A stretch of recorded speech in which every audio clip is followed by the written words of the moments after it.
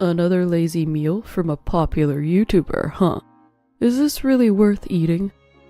Despite being my husband, he shows little interest in our family and consistently belittles the quick recipes I come up with. One day I was informed by an acquaintance that my husband was seen walking closely with another woman. When I confronted him, he said, I come home tired from work every day, and you do whatever you like. And now, you suspect me of cheating? What kind of wife are you? Do you even have any proof? That evening, pretending to clean in order to avoid raising Scott's suspicion, I made my way to the car parked in the garage. The dashboard, the back seats, the trunk. The interior light dimly illuminated the inside of the car. Casually, I pulled down the sun visor on the driver's side. What's this? There was an unaddressed brown envelope tucked in there. A wave of anxiety crashed over me. I hesitantly looked inside. Inside was a photo of an unfamiliar woman holding a baby with a beaming smile, a divorce application, and a letter. To Scotty. The letter was addressed to Scott. It's a boy, and he's born safely. Now you can get a divorce, it said. Scott's name was already filled in on the divorce application. It wasn't in Scott's handwriting. Ah, I see. We were practically over anyways. Well, if he wanted to end that badly, I'll grant his wish and make it quick. At that moment, my heart went cold. This was a betrayal against me and our daughter. I made a decision to serve a final dish called revenge. My name is Kathy Anderson. While raising my 6-year-old daughter Emma, I am also a cooking YouTuber. Having been skilled in cooking since my student days, I leveraged my talent to launch a YouTube channel a few years ago. There, amidst the busy life of a housewife, I have showcased numerous quick recipes that can be easily made at home and innovative arrangements using store-bought routine ready-made meals. Running the channel passionately while balancing family life, it has grown popular over the years and is now loved by many followers. It turned out nicely, didn't it? I wonder if it will please many people again. Today I was ready to upload another video fully utilizing my cooking skills. Despite the shining facade on camera, there was one thing that weighed on my mind. My face falls as I see the mouth-watering dishes. I'll be late again today. You're always working hard. Don't worry about home. I smiled back at Scott's words, but hidden behind that smile was loneliness.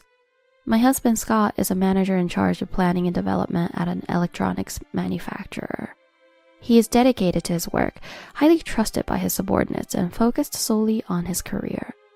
Recognized as a rising star by his superiors, he has been coming home late at night and appearing busy even on holidays since he was promoted a few years ago. Scott's return times have been getting later and later, and lately it has become rare for him to come home at all.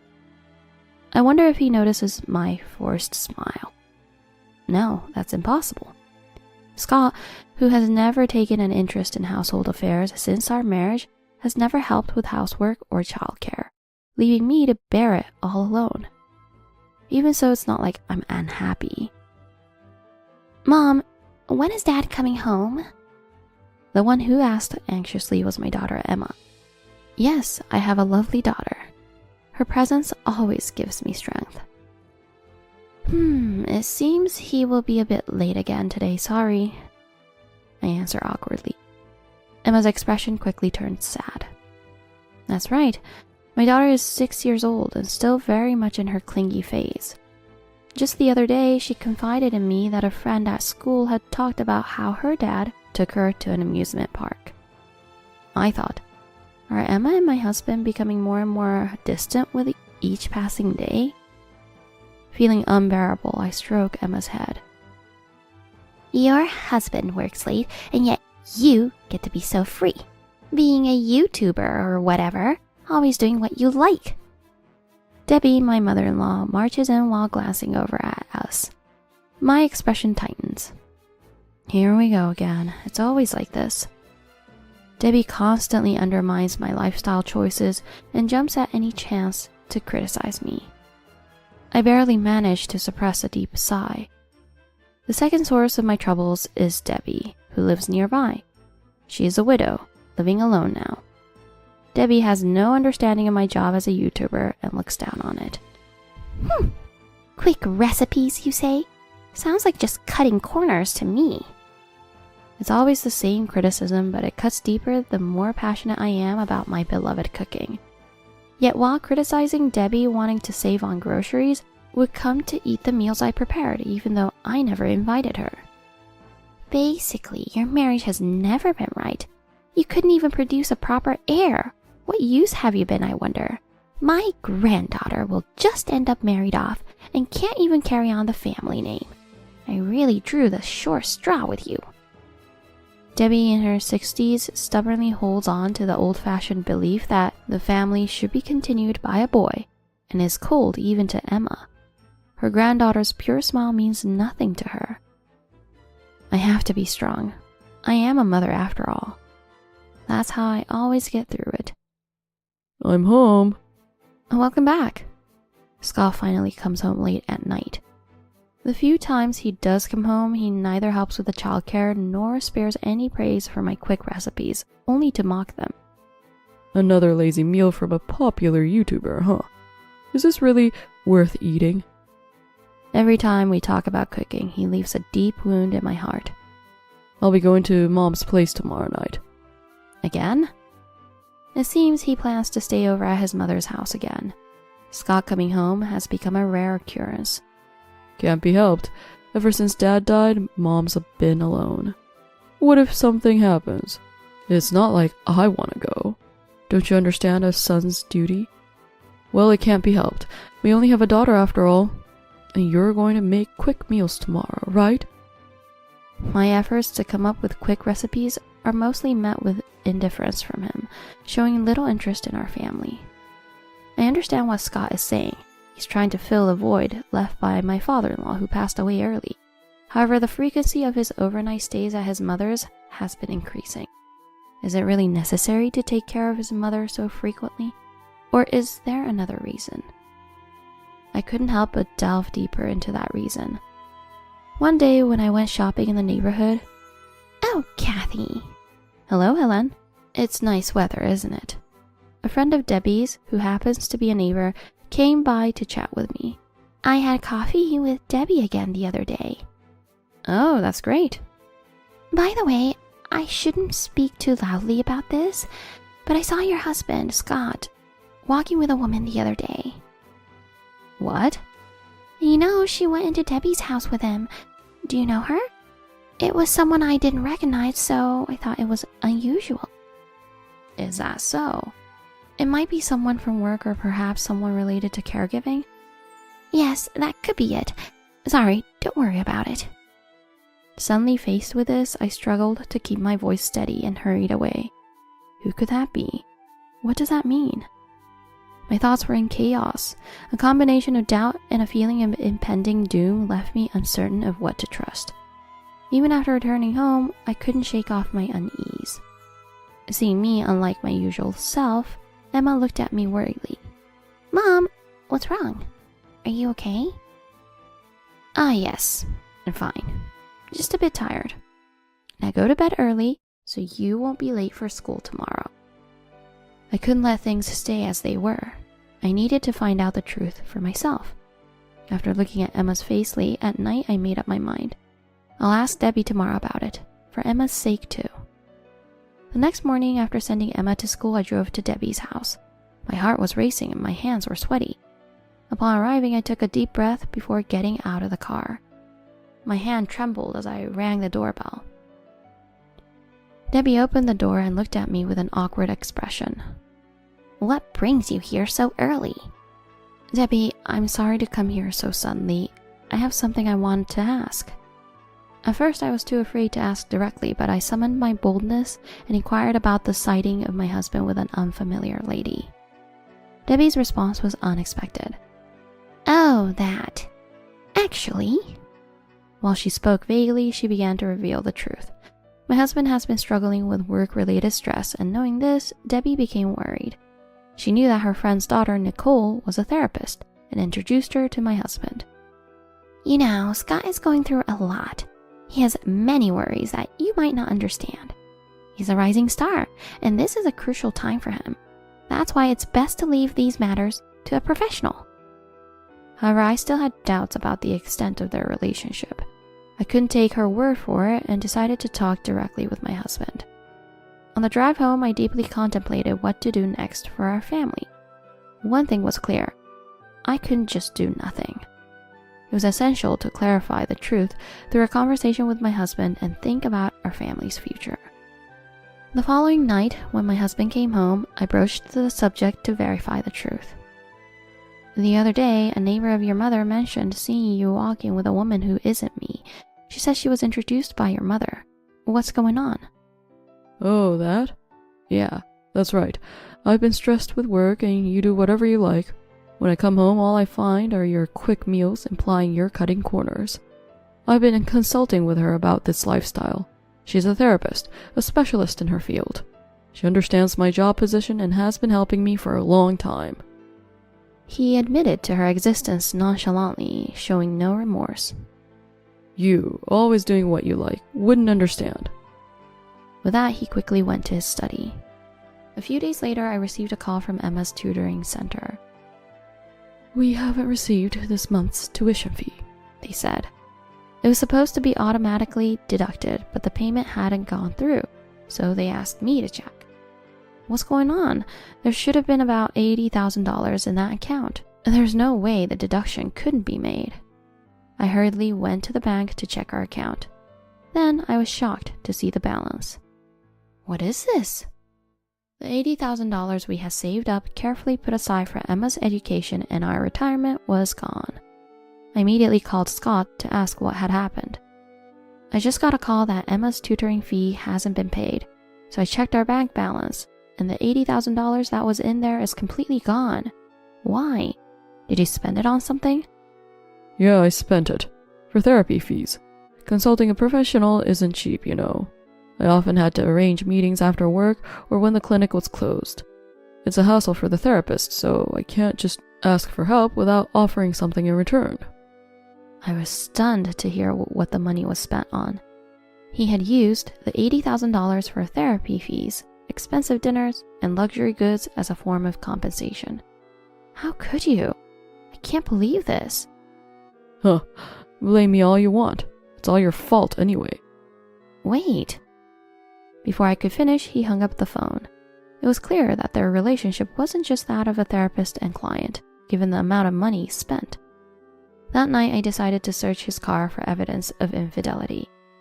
That's right. I remember the car being covered in sand when I took Emma to the park last time. I'll clean it up. That evening, pretending to clean in order to avoid raising Scott's suspicion, I made my way to the car parked in the garage.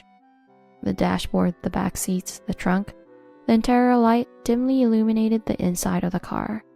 Casually, I pulled down the sun visor on the driver's side. What's this? There was an unaddressed brown envelope tucked in there. I had a bad feeling. I hesitantly looked inside. Inside was a photo of an unfamiliar woman holding a baby with a beaming smile, a divorce application, and a letter. To Scotty.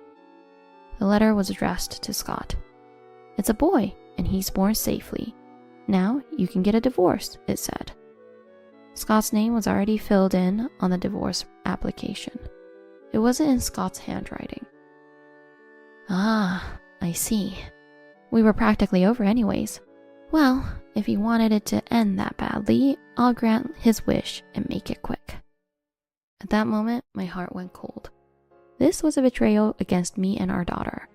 I made a decision to serve a final dish called revenge. One day, Scott casually mentioned, I'm going to my mom's place today. All right. Assuming he was likely going to see his affair partner again, I felt no sadness. This is it. Today's the day. After making sure Scott had left, I packed up our things, and Emma and I left the house. Shortly thereafter, I submitted the divorce application that was in the envelope. This isn't the end of it. I took further steps. It was time to settle things properly. I discreetly hired a private investigator to file for compensation, confident of his infidelity. Soon enough, the results came back, confirming the affair. On the days Scott said he was staying at his mother's, he was actually dining out with a woman from the photo and then entering an apartment building 2 stations away. They didn't come out until the morning. That was the result. Just as I thought. I wasn't surprised at all. Through a lawyer, I demanded child support, compensation for emotional distress, and the misused $80,000. Scott called me immediately afterward. Hey, what do you think you're doing? Don't mess with me. You were the one who betrayed us first. That money was meant for our daughter's upbringing. You are her parent, after all. It's only right for me to do so. Don't think you'll get away with this. You never wanted a daughter in the first place. You're both so alike, always cooking together. I was sick of it. I'm better off without you. If paying you off means I can cut ties with you, then I'll pay everything. Scott was yelling on the phone in desperation. True to his words, he ended up paying the compensation, child support, and educational expenses in one lump sum. Later, the promised amount was deposited into my account. I've paid the money we agreed on. Are you satisfied now? Scott contacted me. Nicole is different from a YouTuber like you. She doesn't cut corners with her cooking. She cooks luxurious meals every day. Even Mom is happy, saying how lucky she is to have such a good daughter-in-law. I feel so relieved to be rid of you. I should have divorced you sooner. The divorce lifted a weight off my shoulders, making me feel refreshed. I no longer had to endure Debbie's sarcasm or worry about Scott, who hardly ever came home. Most importantly, Emma no longer had to experience any unpleasantness. Since then, Emma and I have been living a peaceful life together. However, 3 months later, Scott suddenly called me to my ex-in-law's house. Entering the familiar living room, I found Nicole holding a baby, Debbie, and Scott. Suddenly, Scott burst out. Enough already. What are you trying to do? We've already cut ties, but you're still harassing us? What are you talking about? I have no idea what you mean. Don't play dumb. Ever since we divorced, every project I've worked on has fallen through. The home appliances I developed aren't selling at all. I've been significantly demoted because of this. I even received a transfer order to a local branch. When I asked the manager about it, he told me to ask you. What's your intention? Do you hate seeing others happy? You're trying to ruin us. Stop making baseless accusations. I don't know anything about it. Playing innocent is useless. I'll sue you for defamation. Get ready to pay a hefty compensation. What are you saying? Go ahead. Do as you please. I scoffed as I said that. I had actively promoted the home appliances Scott was involved in developing through my quick recipe videos. His projects were successful because of the promotional effect of my videos. After the divorce, I saw no reason to continue using or promoting those products. Mrs. Anderson, we'd love to have another collaboration with our products. I'm sorry, but I'm no longer Mrs. Anderson. My husband cheated on me, and he even had a child with his affair partner. We've divorced recently, so I'd like to distance myself from your products. They remind me of him, so please refrain from contacting me in the future. Please, don't say that. It's a huge loss for our company. Can't we persuade you to reconsider? We'll do anything, please. So the company transferred Scott to avoid losing me. They realized that it wasn't Scott's skills that increased sales, but my endorsement. After recapping my experience with Scott's company's sales team, Scott's spirits were crushed, causing him to lose his previous drive and become unresponsive. By the way, I heard recently, Nicole, was it? You've been seen shopping at the department store. A friend of mine works there. Apparently, you've been buying ready-made meals in a frenzy. What's for dinner tonight? Must be those luxurious ready-made meals that Debbie is so delighted with. What? Nicole, what's the meaning of this? Nicole, explain yourself. Have you been deceiving me? You are a fraud. What? Scotty promised to spoil me rotten. He said he'd do anything for me. That's why I agreed to be with him. Quit pointing fingers at me and own up to your own lies. Hey, Mom. It was you who said Kathy was no good, that Nicole was better. You were quite happy with Nicole's cooking, coming over every night for a free meal. Now you're acting all high and mighty. It's not even homemade. It's just store-bought ready meals. It was a complete disaster. I wanted nothing more to do with these unpleasant people. So I quickly left the former in-law's house. I wish you all the best. 5 years later, the electronics company where Scott used to work approached me for a collaboration again. I was hesitant. Maybe I should decline. The thought of possibility having to deal with Scott again made me uneasy. Then I learned. Scott has resigned from the company. He's been in poor health. What? Scott continued to stay married to Nicole, who never made any efforts to cook. As a result, they ended up living on a diet of ready meals and department store prepared foods since nobody could cook. They didn't consider nutritional balance and ate only pre-made meals high in salt, sugar, and fat, leading to an accumulation of stress and a completely disordered lifestyle. This had a significant impact, causing Scott to gain 65 pounds from his original weight, develop lifestyle-related diseases, and eventually he became unable to work as before. I made the decision to accept the collaboration since Scott was no longer involved. Mom, what's for dinner? I'll help. Thanks, Emma. How about your favorite lasagna today? Yay! Mom, tie my apron. You've gotten so good with the knife. Of course. I'm the daughter of a popular cooking YouTuber. I'll become a YouTuber and share my cooking. I planned to create quick, nutritious recipes that even children could help make, aiming to support busy moms. Next time, I'll collaborate with Emma.